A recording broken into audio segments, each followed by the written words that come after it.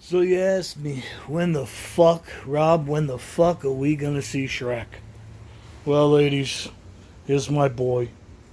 I brought him out and I put him on the lift, and he's not coming off until Christmas of 2018 has been had. That means Eric, Eric's 4 links or rear links for the Trooper, just like uh, just like Kevin did on Kevin's Trooper channel on YouTube. I'm going to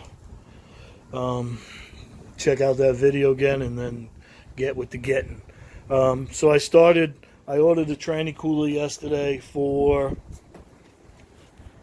Fiona. She were out there in my car lot line.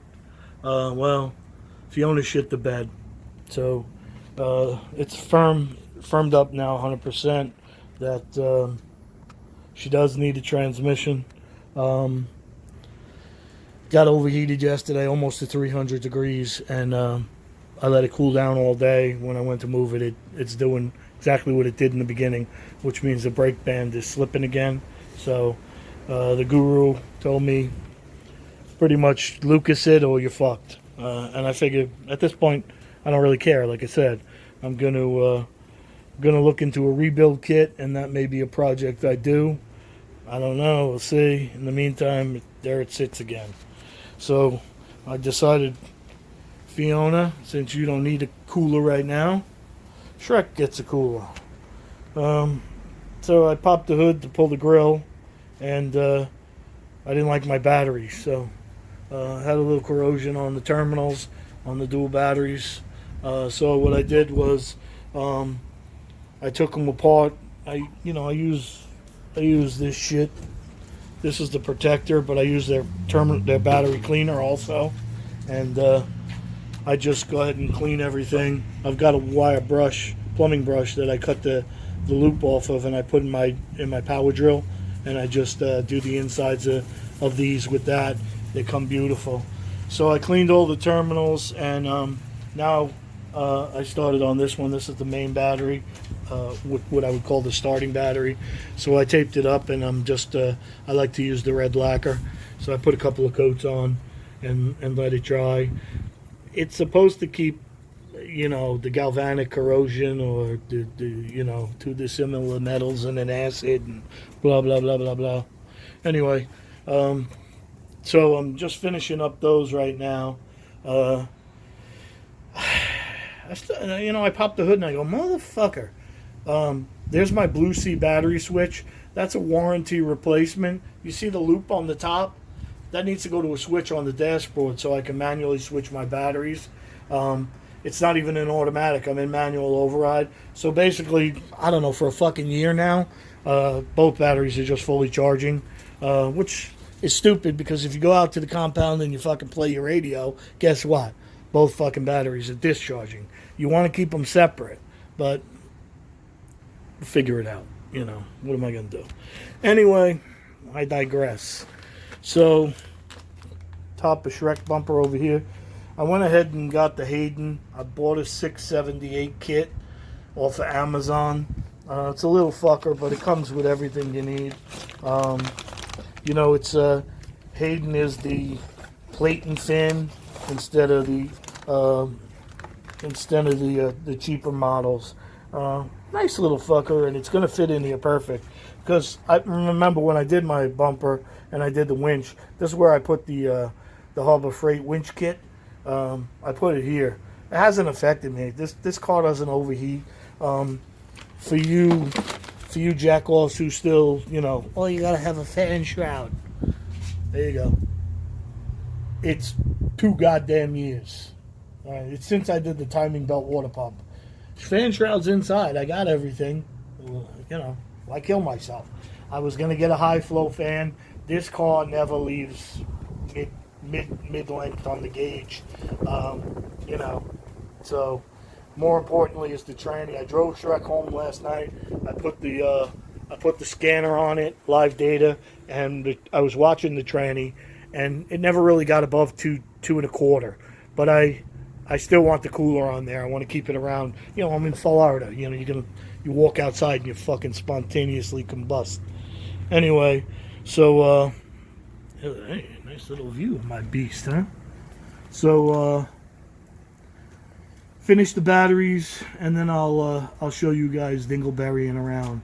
Right now, we're gonna call this tranny cooler video, but you get to see my dual battery system too. And then after this one, here's my shop. You see the ladder? Behind the ladder, I owe my boy Eric big props. Those things are beautiful. I got them Christmas 2018. Yeah, that's a year and a month ago. And there they sit. Because my life is cars. Cars everywhere. Cars. Anyway, just a short little video. I'm gonna work on Shrek. Gonna make my boy happy again. Gotta give him a little love and show you guys what's what. Anyway, next one coming up will be, you'll see me on the tranny cooler. Alright guys, so I'm going ahead and starting the installation of the transmission, aftermarket transmission cooler, and I'm gonna put it over here. I've got it just hanging right now so I can get an idea, hose lengths, all of that stuff down below to the lines that come out of the radiator. But I'm probably gonna raise it up a little here because I want as much of this fins available to fresh air as possible, as opposed to being hidden behind the Shrek bumper. Anyway, I'm pretty confident that it's going to go somewhere over here within, a couple of inches, like say, here, or anyway, something like that. I want to be able to get to the mounting holes for those quick connects that the kit comes with. I don't know, some of you guys have done this already and you've seen these kits. It came with that hose you saw, and then these pads go on the back of the cooler, the mounting plate. It sits on something against the condenser fins so it doesn't rattle and or fuck up the condenser fins. These then go through, all the way through those mounting holes and out on the other side, which goes through the condenser, through the radiator, and out finally down over by the fan. And then these little caps, these are one-time use caps. These then go on there like a zip tie. You push them up tight till you compress the foam a little bit, and you're good to go. They give you hose mounting for both sides, and basically we're going to see where we're at. I am putting this in series with the factory radiator cooler for the transmission.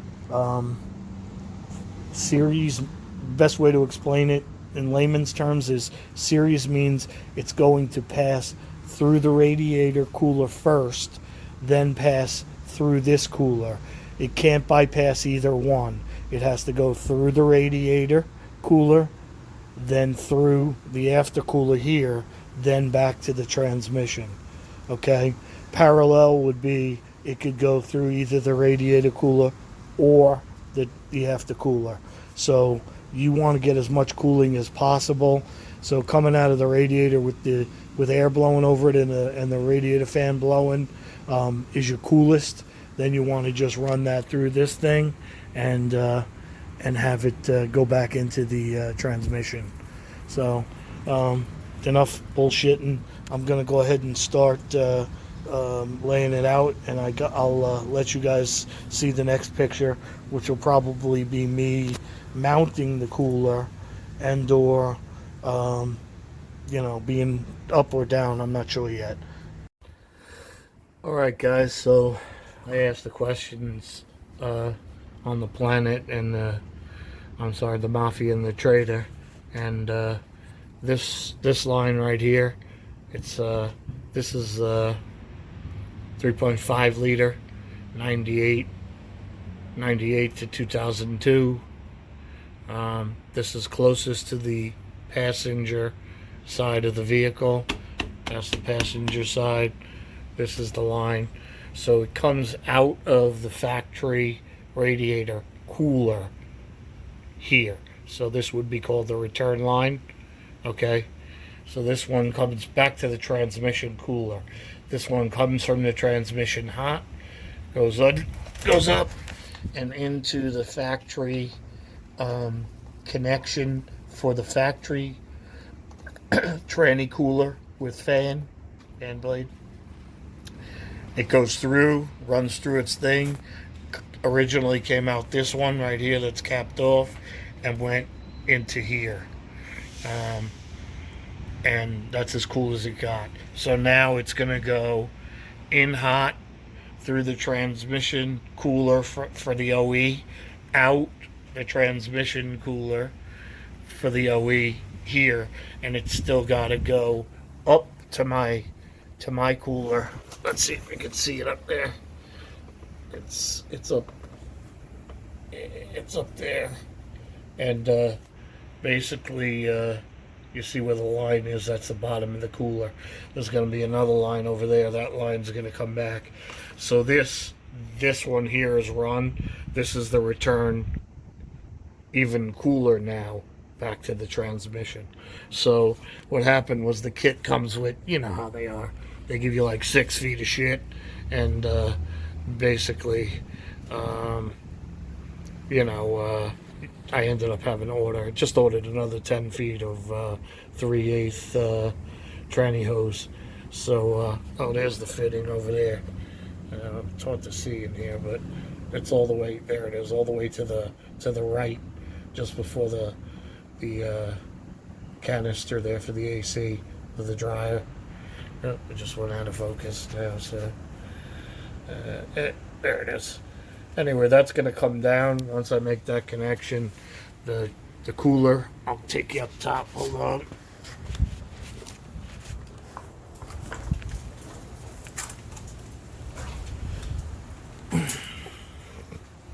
The cooler's just mocked in right here where it's going to go. And once I get everything run, plumbed, then I'll square it up, get it where I want, and I'll mount the cooler.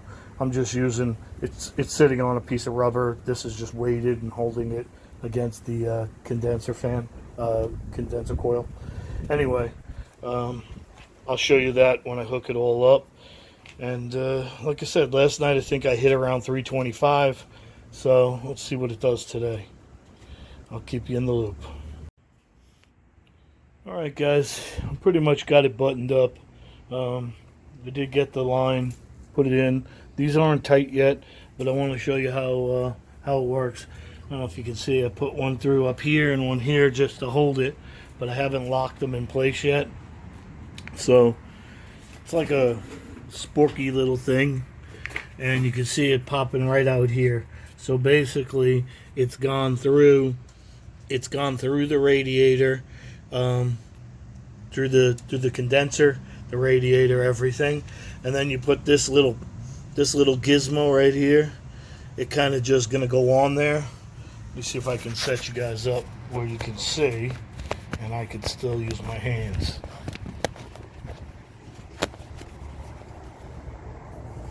So basically what I'm gonna do is I'm just gonna pop it on here, and you can kind of see now. I can get it in focus. There we go. That I put it on the end, and it's just kind of very similar to a zip tie. Just you hear it sliding down, and you're just going to kind of slide it right up to the sorry about that. You're going to slide it up to the actual back of the radiator, and then they slip. I'm going to put I'm going to put them all in, then I'm going to put a little tension on them, and then let me see if I can show you. If you look real close at this backside, you can see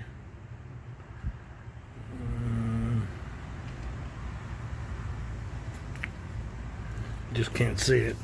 It has a little notch that you lock it into place on. So you just kind of push it. Once you find the detent, you just kind of snap it into the lock, and you're good to go. and it won't move. So I'm going to go ahead and do that with all four, and I'll be back in a minute. Alright guys, so now you can see that all four of them are in. I've got the rubber between the cooler and the condenser fins, and then on the back side here you can see there's 1, 2, 3, and down there is 4. And you just kind of, like I said, you kind of pull them tight, you compress the rubber, and they lock into place. Pretty handy little things, you know, no real dilly-dallying around. Came out real nice. What I'm going to do is pause this, and then I'm going to start Shrek up, let it run. Alright, so I got the Shrek running, and I've got him hooked up to the Autel, and all I care about is the tranny temperature. On the video prior, one of the connecting videos, I had said 325 degrees. I'd be out of my fucking mind if it ran that hot. Fiona ran in almost to 300 the other day. Shrek was running 2 1/4 yesterday, no more. So my goal is to keep them below 2 1/4. 200 would be great. Tranny's happy 195 to 2 1/4, and you know, just depends. Some run hotter, some don't. I just oh, anybody hear a tick? Anyway, I'm just gonna run it and bring them up, and what I'm gonna keep doing is checking my lines, the connections. I want to make sure I don't spring any leaks. All right. I'll put the grill back on when I deem that good, and then probably last shot will be see what it's running on the Autel at its heated up temperature on the way home tonight. Alright man, I'll be back in a minute. Alright guys, end of the day, drove it home, 170.6, flirted with 172 or 3, but same ride as yesterday. That got up to 2 1/4. So I mean, that's 50 degrees. That's crazy. Anyway, it's a little cooler out today, so I'm going to keep the scanner going and keep my eyes on it, and see what's what, and you know, hopefully this helps out on Shrek. And got to decide whether I'm going to do something with Fiona or not, and I'll make a video if I do rebuild the transmission. Not really sure what I want to, whether I want to just do a swap or a rebuild. Anyway guys, I hope you liked it. Definitely easy, anybody could do it, so I recommend it. Cost me about 40 bucks. I will check the tranny fluid. I still got to put the grill back on, and you know, the skid plate down below. I wanted to leave them off because sometimes with hydraulics, tranny fluid, it'll leak after a couple of days. A lot of times I'll go back and put a wrench on everything. But other than that, I'm out of here. Be good. Thanks for watching.